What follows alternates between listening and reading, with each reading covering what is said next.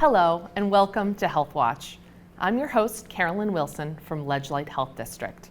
The goal of this program is to bring you information on a wide range of health topics and to introduce you to the people doing great work across the community. Today, I'm joined by Jennifer Muggeo, Director of Health at Ledgelight Health District. Jen, welcome to the show.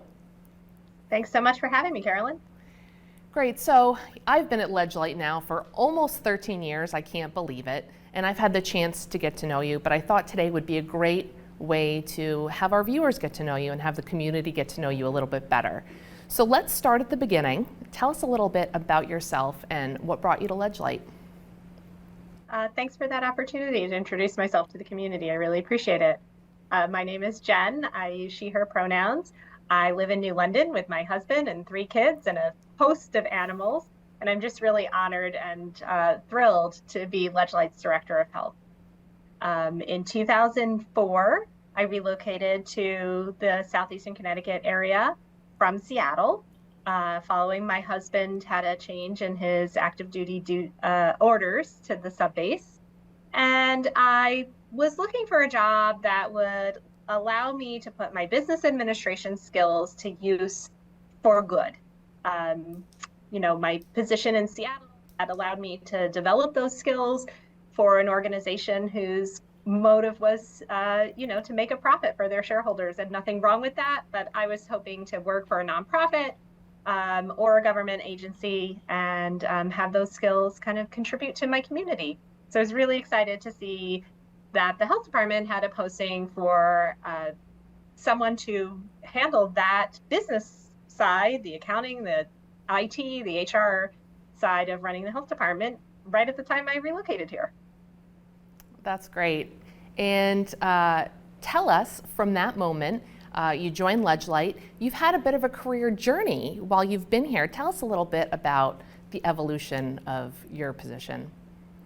Well, the great thing about working at Ledgelight is that we're just the right size, I think, that creates opportunity for people to get involved in almost any body of work that's happening here that they're interested in. And so over the years, and especially during the H1N1 pandemic, I had the opportunity to be involved in actually designing and delivering public health programming in addition to the operational side of things. And I really just loved that experience. I loved getting to work with community partners and community members to think about connecting with the people that we serve, to put the marketing side of my business degree to work and thinking about communications.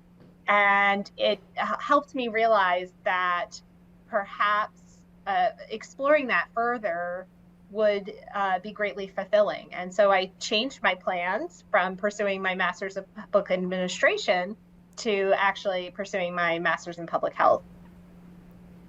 Awesome, and we're so glad that you did. You mentioned how you have an opportunity to work in some different disciplines. Tell us about this is something of interest of me, the art and the science of grant writing, and some of your favorite accomplishments in that work. Yeah, grant writing is something that I had never even really knew was a thing before I came to the health department. But I like to think I'm a good writer, and I think that I have had opportunities over the years to really think about messaging in writing and how you respond to different audiences. So it is a little bit of an art and a science, like you said. I know one of the lessons I learned early on was the abbreviation RTF, read the form. So really reading through the request for a proposal, the grant application, and understanding exactly what that particular funder is looking for, and framing your proposal in their language and through their lens is so important. We might be putting forward a identical plan to 2 different funders, but how it's phrased may look completely different depending on what the particular funders focus on and how their information goes out is a good way for you to think about how you should send information into them. So that's definitely something that I've learned and continue to practice. I don't think anybody will ever get it right, but we've had some successes here, and I'm proud of those successes because they've allowed us to do some really, really important public health work. That's great for sure, and it's been great to see all of the new programs and all the different people we can serve and the expansion due to those grants in many cases. So thank you for that important work, and I've certainly learned a lot from you. Many of our viewers know about LegLight's environmental division. Some people, when they think of the health department, that's the first thing that they think of. There have been some big changes in the environmental world, especially that impact food service and some of our housing as well. Can you give us some updates about some of those changes? Sure. So in relation to food service, Connecticut has recently adopted a model food code based on the FDA model food code. So a change in the public health code language around food service to model some of the language from the FDA model food code. That on one level doesn't change a lot substantially our efforts, right? This is still about making sure people are following food safety practices related to temperatures and cleanliness and keeping ill food workers home. But some of the implementation of the practices and the inspection requirements have shifted, and it's a learning curve for both our team and the food service establishments we support. And so we're continuing to work through that. We're continuing to develop that understanding and capacity about the expectations from the state in terms of enforcing requirements and regulations, but doing that enforcement through the lens of understanding that our food service partners want to do the right thing. They want to keep everybody safe, and we're here to help them do that. Awesome. And there have been some updates with lead, child exposure to lead. Yes, so Connecticut has implemented a series of changes to what actions are required at different elevated blood lead levels in children. We're in the midst of those changes. What we used to have to do at 20 micrograms per liter, we now do at 15. We're going to continue to see that move down both this January and next January, so that we are taking action at a lower EBLL level, both in terms of our education with families and helping them understand what it means when your child has an elevated blood lead level, what could be causing that, why it's important to pay attention to it. And then also when we actually go into homes and do a comprehensive lead inspection and help the homeowner, property owner, whether they are the person living there or whether it's a rented property, help them understand what has to be done to abate the nuisance. While we're on the subject of housing, we'll also mention mold. And I know this is a topic of great attention, especially in Groton, right? Because of everything that happened with one of the large housing complexes that did actually result in some changes at the state level with legislation. And so there's an effort underway now to have a working group to look at what the science tells us about mold and health and to set some parameters around what are the acceptable levels and where does a mold situation result in regulatory action. So eagerly watching those developments to understand what that will mean for our inspectors and how we can continue in our development and evolution to support people in having safe and healthy housing. Certainly so important, and things are always changing with regulations, and it's important, all the work that we do for sure, to keep people safe. So thank you for that. I think we're going to take a quick break. We will be right back with more from Jennifer Muggeo right here on Healthwatch.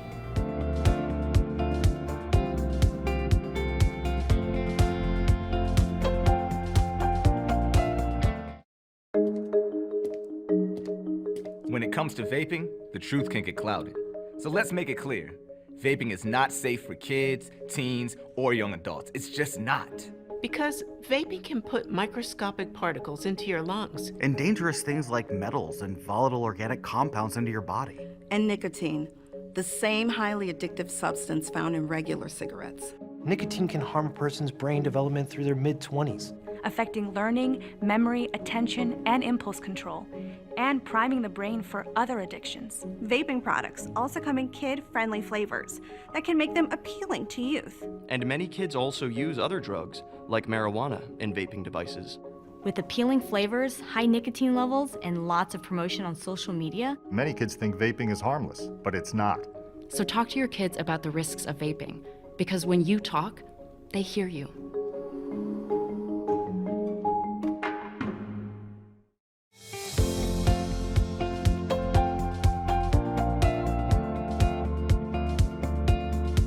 Welcome back to Healthwatch. Today I'm joined by Jennifer Muggeo, Director of Health at Ledgelight Health District. So today we've been getting to know you, Jen, and a little bit about your role as Director of Health. There's no shortage of things we could talk about today, but I know something that's very important to you and the work we do at Ledgelight is health equity. So some of us may know a little bit more about this than others. We may have heard the term, maybe we don't exactly know, what it means or how it impacts the work that we do. Can you tell us a little bit about what it means to you and how it is impacting our programs at Ledgelight? Happy to. As you said, this is a topic that really leads my thinking and our work here at the health department.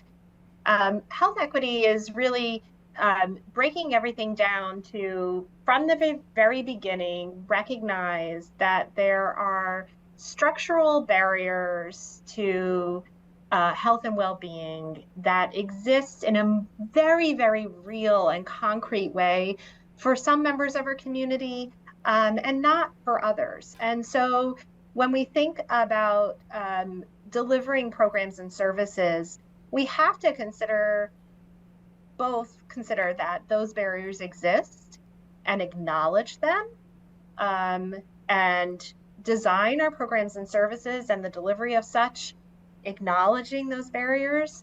And then we also have to take an active stance in advocating for those barriers to be dismantled, because we envision a community where everyone has the same opportunity to achieve their individual health and well-being goals without the hardships and challenges that exist for some community members now. So it involves a lot of things and thinking about a lot of things.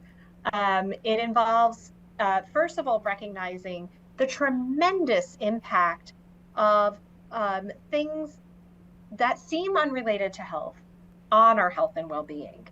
We think a lot, when we think about someone being healthy, a lot of times the topics are focused on whether or not they have access to quality health care. We might think about what is their family history related to certain diseases. We think about their individual health behaviors and how they approach diet and exercise, and whether or not they use substances, including tobacco. And those things do matter. But in fact, what matters even more are what we call the social or structural determinants of health. Things like housing, like we just talked about before the break. Things like transportation and education and economic stability. Being able to move in the world and access all of those other things that are part of our lives on a day-to-day basis and contribute to who we are as human beings.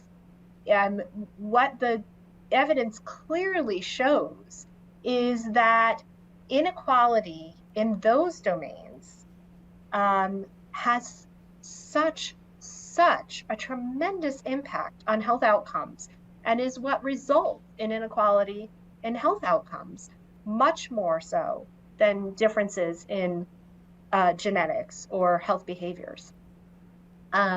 So this has been such a movement for public health over the last few decades, and I think that certainly our organization, since I started 18 years ago, to think about health in all policies and to recognize that decisions that are made around transportation or education or housing are public health decisions, and they matter.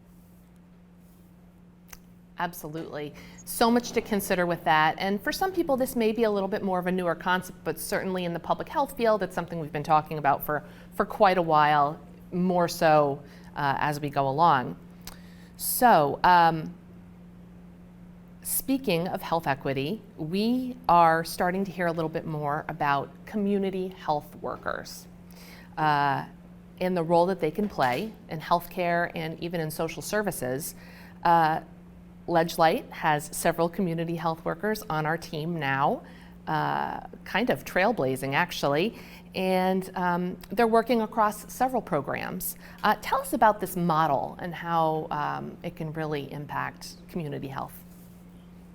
So community health workers are one of those program designs that I was talking about when I said we have to acknowledge the barriers as we're designing and implementing public health programs.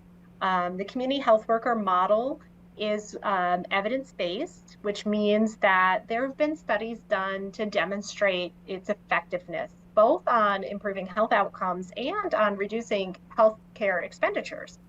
So we know that the model works, and the model really draws on the expertise of community members. It looks to acknowledge community members as public health professionals. And our community health workers are people from the community who have themselves experienced those structural barriers to health and well-being, who have experienced navigating those barriers. They have trust relationships both within the community and also within the systems of care. And they're able to connect with community members on a very, very individual and meaningful level, and help community members identify what are their priority health goals, and then to achieve them by working through and around and overcoming those structural barriers. So working with someone and understanding that the thing that is got the biggest impact on their health right now is their housing situation, and then knowing where in the community to turn to connect that community member with resources, or where there might be, maybe the community member has sufficient financial resources and they're just struggling to navigate paperwork associated with an apartment application, or figure out how that move might impact other things like their child's education or something like that. So community health workers every day, every hour looks a little bit different because they're responding to the individualized needs of the community. But we know that providing this support to community members is really so crucial and effective in helping people achieve some more stability in their health and well-being. And as I said before, part of our role when we're thinking about health equity and the social determinants of health is acknowledging those barriers. And part of it is also advocating for them to be dismantled. So a key piece of our community health worker work is compiling those themes, listening to the stories of experiences of individual community members, and being able to tease out, okay, this is something that's happening repeatedly, either within this particular system of care or because of this law. And we can help shift the thinking of systems here by sharing those stories and those experiences, so that eventually there isn't a need for community health workers because there are no more barriers. That would be the dream. But But I'm so proud and excited that Ledgelight has had the opportunity to develop our community health worker program. And I do think it's making a difference in multiple ways. It's excellent. It's very exciting to watch, and I think a lot of people are taking note of what we're doing because I'm seeing mention of this more and more out in the public health field. So one of your passions has been the development and the success of the Overdose Action Team and the New London County Cares program. Can you tell us a little bit about the genesis of that program and its evolution over time? And what a great segue from the community health worker conversation, right? Because really the key centerpiece of the NLC Cares program are our peer navigators who are specialized in one very specific health outcome, but specialized community health workers. So back in 2016, we and other community partners were watching the overdose numbers climb and knew we had to take action. And we brought those conversations and that thinking together to develop the Overdose Action Team. Really so honored to partner with the Director of Human Services from the City of New London and with Alliance for Living in bringing all of that effort and thinking together in a coordinated way. And developing the Overdose Action Team. And one of the things we heard a lot in those early conversations with first responders and with service providers and community members was people felt at a loss about how to help people. Whether those were community members that first responders were engaging with on a regular basis, or whether those were people in our own individual lives that we loved, that we wanted to help, but we didn't exactly know how. We didn't know what to do except to hand people a list of treatment providers and hope for the best. And that many people in our community were very disconnected from having anybody to turn to for help. And so we had an opportunity to develop what we now call NLC Cares, for New London County Coordinated Access, Resources, Engagement, and Support. And our model is holistic and comprehensive in terms of connecting community members with science-based information about substance use and health and treatment, and reducing stigma and discrimination against people who use drugs, because we know that stigma and discrimination further harms people and leads to additional overdoses because people are afraid to disclose that they're using drugs and at risk of overdose, and we lose opportunities for somebody to administer naloxone. So as I mentioned, the kind of centerpiece of that work are our team of peer navigators, specialized community health workers, people with lived experience. They have trust in the community, and also they have established awareness and connections with those service providers. They're out in the community engaging with folks, just being there. And you know, I think the part I mentioned earlier about the community health worker model is about helping people to identify their individual health goals is really so meaningful in this work. There are so many things and thinking and inputs into why someone might be using drugs, and drug use doesn't look the same for everyone. In fact, not all substance use is disordered, and so treatment may not be what somebody wants in that moment, or it may not even be appropriate. Their drug use may not be frequent enough or disruptive to their daily lives in a way that would tell us that they might benefit from treatment. But someone may really just need help accessing housing or accessing information about things that they could do to make themselves safer. And so having that individualized approach, having it come from someone who has their own experience to draw on, to frame those conversations, is just so important. And we move along the journey with people. We are led by people, and here to support them in what they want to do. And I'm just really so honored to work with that team. And then we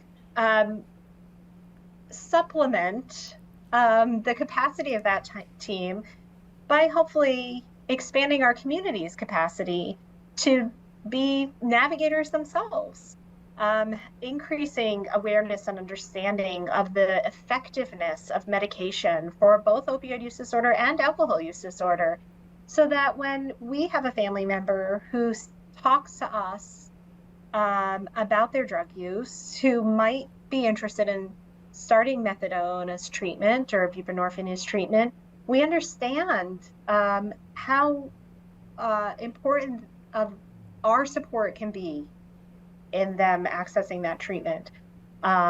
We understand how important it is for us to receive the people we love with care and without judgment, and make sure they know that we just want them alive. And we're here, we have naloxone, we know what an overdose looks like. Changing the language in the media when they use stigmatizing terms. All of these pieces are part of our body of work. Jen, I can't thank you enough for all the work that you do at Ledgelight. It's certainly amazing to have you at the helm as director. Your contributions have been extraordinary to the local public health field. Thank you for being our first guest at our new set. Such a pleasure to have you. We hope you'll join us again. Thanks so much for having me, Carolyn. It's really been my honor. And thank you so much for joining us today on Healthwatch. We hope you'll join us again right back here next time.